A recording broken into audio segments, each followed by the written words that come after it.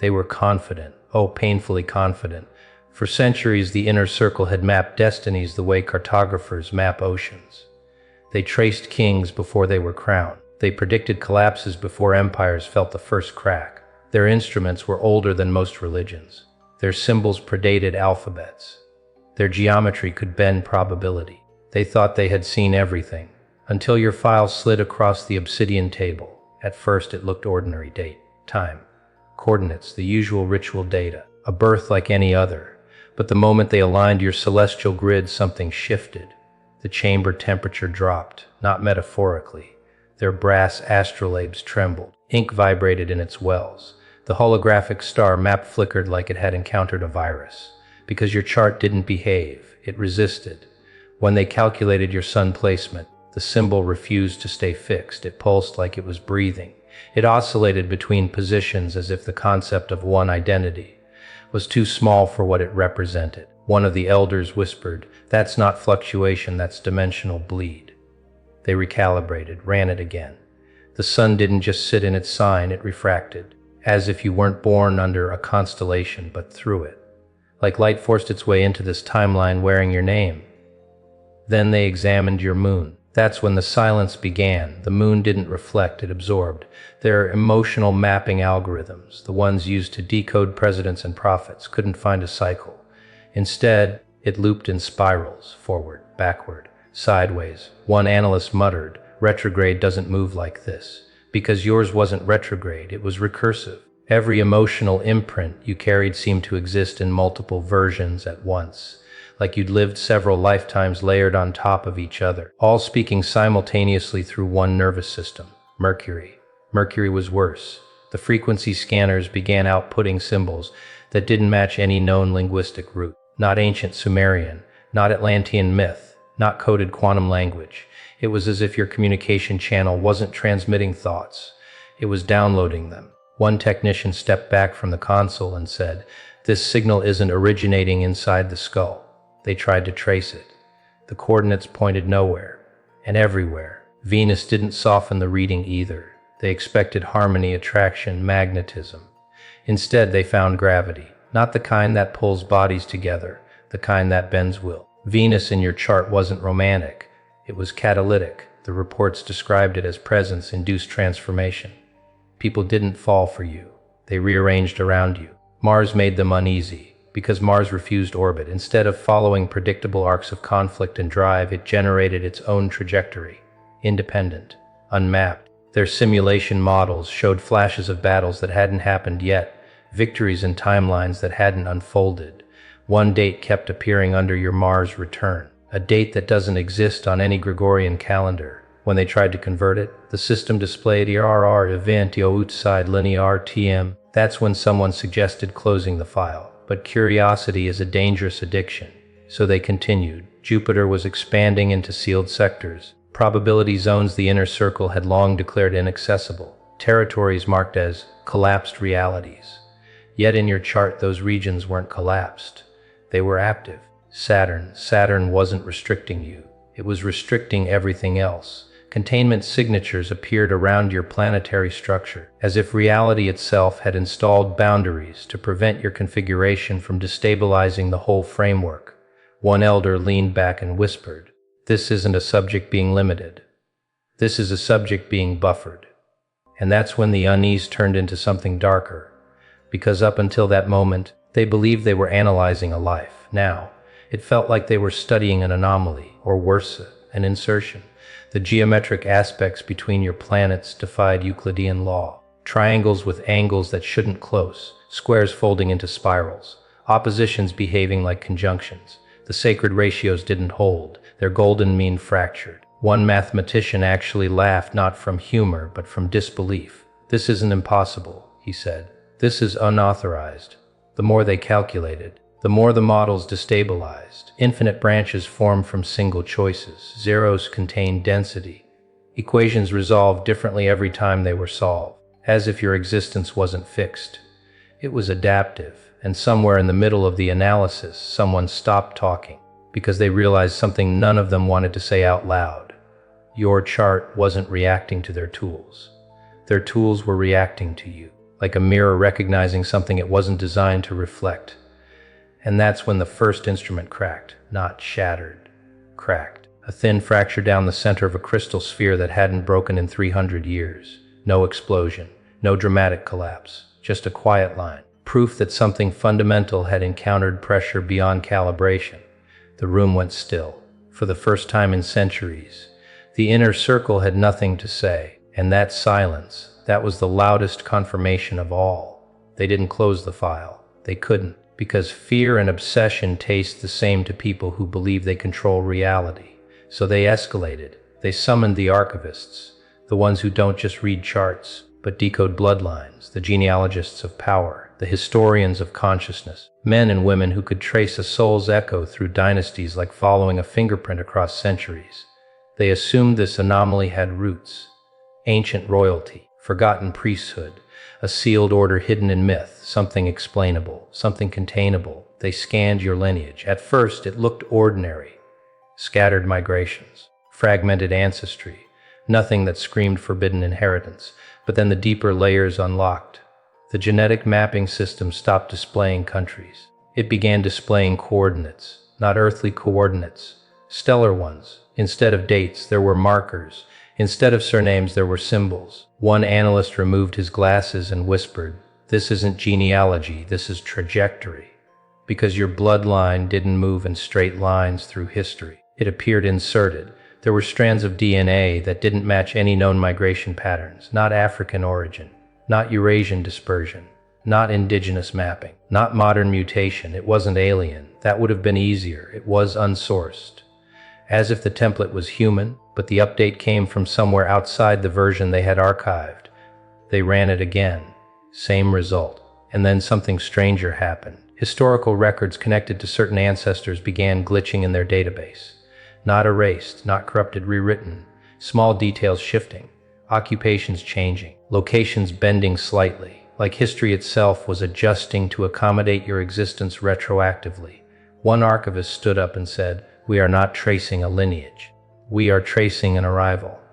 That's when they tried to map your incarnation cycle. Where had your consciousness been before this body? The system usually shows fragments, echoes of past lives, patterns repeating across centuries, lessons looping through reincarnations. Your file displayed static, not blankness, static, as if something was actively scrambling the signal. They pushed harder, forced deeper access. For half a second, only half, the monitor flashed overlapping timestamps. Future centuries, ancient civilizations, parallel branches of reality running simultaneously. Then the screen went black, complete shutdown, no error message, just refusal. The eldest member of the circle, the one who still used handwritten charts instead of digital programs, requested access. He spread parchment across the table. Dipped ink, began drawing your natal wheel manually, slow, precise, decades of experience guiding every line. Halfway through the circle, his hand stopped responding to him. The ink continued moving, not wildly, deliberately. Symbols formed that he did not recognize. Geometry that curved in directions parchment wasn't meant to hold. Lines crossing through themselves without intersecting. He dropped the pen. "It's not a birth chart," he whispered. "It's a map." Someone asked, "To where?" He didn't answer, because he couldn't, and that was worse. The circle then shifted to probability modeling. They built predictive simulations around your life trajectory. Where would you go? What would you become? Who would you influence? The models didn't return outcomes. They returned branches, infinite branches. Every choice point radiating outward like an explosion of timelines. And in every branch, one constant remaining day, you unchanged, while everything around you adapted. That's when they realized something terrifying. You weren't being shaped by fate. Fate was reorganizing around you. Their statistical engines, used to forecast revolutions and economic collapses, malfunctioned when your energy signature was introduced. Probability didn't narrow. It widened. Low chance events increased in likelihood around your projected field. Coincidences multiplied. Chaos stabilized. It was as if you carried a localized anomaly that bent possibility in your vicinity. One mathematician described it in the official report. Subject functions as a probability accelerator. Conventional predictive constraints dissolve within proximity. Translation: you make the unlikely inevitable, and the inevitable optional. Then came the outer planetary review. Uranus in your configuration wasn't rebellious. It was invasive. System breaches appeared in the metaphysical architecture before your birth date, anomalies suggesting that the glitch existed prior to your incarnation. Like the system had already been accessed. Neptune didn't cloud perception. It dissolved it. Layers of illusion peeled away in the modeling simulations whenever your frequency was introduced. Social constructs destabilized. Collective narratives fractured. It wasn't chaos. It was exposure. Pluto, they had to dim the chamber lights, because every time they attempted to lock onto Pluto's position in your chart, the surrounding planetary grid distorted. Transformation wasn't the correct word. Override was. Cycles of death and rebirth appeared optional in your configuration, as if endings weren't mandatory, just available. One reader experienced vertigo, another requested reassignment, a third refused to look again. They began documenting psychological side effects among analysts who studied your file for extended periods. Symptoms included altered perception of time, a sudden existential clarity, a loss of belief in fixed hierarchy, emotional detachment from control structures. In other words, exposure changed them. That was the real danger. Not that you would attack their system, but that anyone who truly saw you would stop believing in it. The final anomaly in this phase of analysis came when they attempted to seal your classification. Their catalog uses numeric hierarchy. Everything fits somewhere. Everything can be ranked. Your file rejected categorization. Every classification code they entered auto, corrected into blank space. Finally, after hours of failed attempts, the system generated its own label, undefined variable. The room went silent again, because undefined variables aren't controlled. They aren't predicted. They aren't assigned purpose. They change equations, and equations are what the inner circle uses to hold reality together. That's when someone quietly asked the question no one wanted to voice. What if this isn't an anomaly? What if this is an update? And for the second time since opening your file, no one had an answer. By now, they weren't just studying your chart, they were worshipping it in fear. Because every line, every angle, every planetary trace wasn't a symbol of potential, it was a lawbreaker. A system override disguised as a human signature. And nothing in their 300-year archive had prepared them for what came next. They focused on your ascendant, Scorpio rising. They expected intensity, depth transformation, classic Scorpio archetype, the usual dark magnetism. But your rising sign wasn't content to rise. It ascended, it didn't pierce veils, it obliterated them. The shadow of every room you entered trembled. Secrets had no hiding place. Truth didn't just appear, it detonated. People weren't merely influenced, they were rearranged. Like sculptors discovering a chisel that carves the soul without touching the flesh. Every planetary aspect converging on Scorpio made the circle's instruments behave violently. Compasses spun in reverse. Crystal spheres fractured. Digital readouts displayed sequences that weren't numbers, weren't letters, weren't code, but everything at once. Your Scorpio rising wasn't a position. It was a broadcast, a gravitational pull of insight and upheaval that warped the mental landscape of anyone nearby. They mapped testimonies, accounts from people who'd met you once, maybe exchanged a word, and found their life trajectories shifted in ways that couldn't be logically explained. Relationships fractured and healed. Careers ended and began anew. Old fears dissolved. New potential erupted.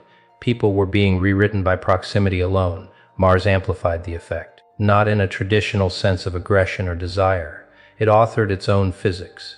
The circle's time simulations showed conflicts you hadn't participated in yet, battles that had never happened, ones that didn't exist. And somehow your chart indicated victories that would manifest in multiple timelines simultaneously. They tried to calculate your Mars return. They received a date that doesn't exist. They checked calendars from 3000 BCE to 4000 CE. No calendar had that day. It was a temporal void. A moment that only exists because you exist. Jupiter's expansion was more terrifying than Mars' war games. Where the inner circle expected limitations, they found a bloom. A push into impossible domains, sealed zones, quarantined probabilities, closed off realities, all penetrated. Your energy didn't just bypass boundaries, it erased them. The very regions that ancient texts claimed were sealed away for eternity were opening themselves in response to your presence. Saturn, the teacher, the disciplinarian, the limiter of lives and structures, failed. Instead of restraining you, it created containment fields for the universe. Limits weren't applied to you, They were applied to everything else. Your existence imposed a new law. The cosmos had to rewrite its own rules just to stay functional around you. And then the outer planets. Uranus had already hacked the system before your birth. Gaps, backdoors, hidden corridors in reality itself, open, accessible, waiting for someone like you. Neptune didn't create delusion, it dissolved it. Every false construct, every societal lie, every layer of collective illusion collapsed silently, as if it could sense your presence and knew it couldn't survive. Pluto wasn't about transformation. Pluto was about total system override. Death, rebirth, the natural cycle, all optional in your chart. 3 of the circle's most seasoned readers had to leave indefinitely after attempting to analyze its full position. Pluto isn't transformation, one said, voice trembling. It's veto power. They found aspects between planets that were literally impossible. Triangles with 4 sides. Squares that looped into themselves. Oppositions acting like conjunctions. Geometries that screamed at the limits of reality and demanded to be obeyed. The houses weren't stable either. First house of identity merged with the 12th of hidden truths. Simultaneously the most visible and the most secret being in any space. 7th house of relationships entangled with dimensions unknown, showing soul contracts older than language itself. When they tried to map your ancestry, expecting to find some dormant power, they found a paradox. No lineage, and everything. Genetic markers from timelines that shouldn't exist. Bloodlines declared extinct, alive again in fragments inside you. Coordinates instead of countries. Star systems instead of cities. Future markers bleeding into past genealogies. It wasn't inherited. It was downloaded. They attempted to trace your soul's previous incarnations. The data refused linearity. Static across centuries. Timelines overlapping. Moments in the past and future bleeding through the present.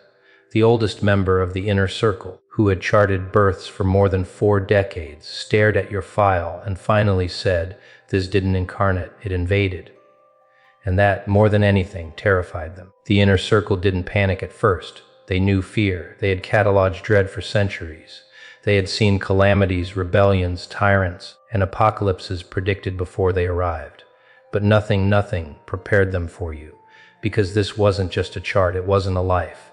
It wasn't a configuration to be read, interpreted, or measured. It was a mirror, and it reflected them. Every time someone dared study your full chart, their mind began rewriting itself. Colors appeared that had no names. Time became transparent, layered, pliable. Concepts they had believed eternal, hierarchy, causality, authority, cracked under scrutiny. Some walked away changed, some irreversibly broken, some left utterly silent, unable to resume the work they had devoted lifetimes to. They tried containment, files, wards, seals, encryption, redactions, all failed. Every time they attempted to build a symbolic representation of your chart, the symbols rebelled. Papers scorched, screens melted, crystals fractured, geometry bent into higher dimensions that their instruments couldn't contain. One master astrologer, 50 years of experience guiding his hand, tried to map it by ink. The pen moved on its own. Lines curved, folded, multiplied. Symbols formed, disappeared, reformed. The chart refused interpretation. It didn't need it. It was the message. Burn marks appeared on untouched parchment. Scorch patterns spelled warnings in languages predating humanity. Digital files corrupted themselves, showing flashes of impossible realities. The sacred geometry they had relied on for centuries, ratios, angles, harmonics, collapsed. Every attempt to calculate your vibrational signature produced different answers, deliberately evasive. Your essence wasn't just evasive, it was aware, and yet you moved through the world like it was ordinary. Grocery stores, streets, conversations. You didn't wield cosmic power consciously. You breathed it. People around you changed. The improbable became routine, the impossible inevitable. They realized, finally, that your presence wasn't just disruptive. It was stabilizing. Fractures in probability, cracks in social constructs, anomalies in physics and chance, you were holding them together, by existing, by being. Exposure was contagious. Other charts in your proximity began showing irregularities. Anomalies echoed. Patterns shifted, people evolved, not because you acted, but because your Scorpio rising, your impossible planetary geometry, and your unconstrained essence broadcasted a new possibility. Rules are optional. Constraints are suggestions. Reality can bend. And then came the final decision. The 33rd Degree Council convened, first time in 3 centuries. They reviewed the charts, witnessed the anomalies, felt the systemic strain of your existence on their libraries, their instruments, their understanding of reality itself. And they did something unprecedented. They sealed your file, not because they could control you, because they couldn't. They sealed it to protect themselves. Every glimpse of your configuration rewrote the observer. It forced reflection, exposure, evolution. The charts didn't just reveal your essence, they revealed their own limits. The final report, one sentence: subject exists outside all conventional control. Do not engage, purpose unknown, intentional insertion suspected. Interference attempts result in feedback on observer. Proceed at risk. Attempts to classify you using traditional frameworks failed. Watches, monitoring, observation, all returned altered agents. They realized they weren't watching you. You were the mirror. And staring too long, the observer changes. Every symbolic representation ignited, not metaphorically, literally. Their sacred diagrams caught fire. Digital screens warped. Crystal tablets fractured. The chart refused containment. It wasn't a tool for prediction. It was a declaration. They understood one truth: you weren't part of their system. You weren't in their time. You weren't even fully in their reality. And the terrifying part, they had no choice but to let you continue.